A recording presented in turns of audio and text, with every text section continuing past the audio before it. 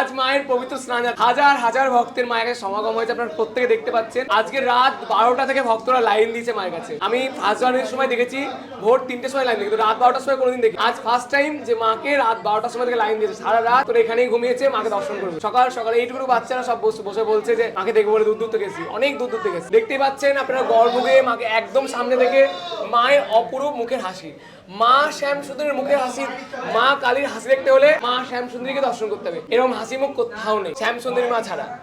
আজকে কোনো স্পেশাল দিন? আজকে অবশ্যই মায়ের পবিত্র স্নানযাত্রা।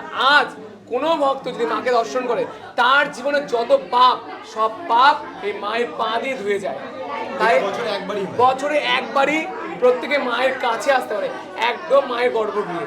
সেই পুজোই চলছে এখন। একটু পরে মায়ের মেন মুখ্য পুজো হবে, যে সময় মাকে 108 ঘটি দিয়ে স্নান করা, জল দিয়ে স্নান করানো হবে, এবং তারপর মায়ের রাজবেশ হবে, এবং তারপর মায়ের ভোগারতি হবে। জয় মা শ্যামসুন্দরী।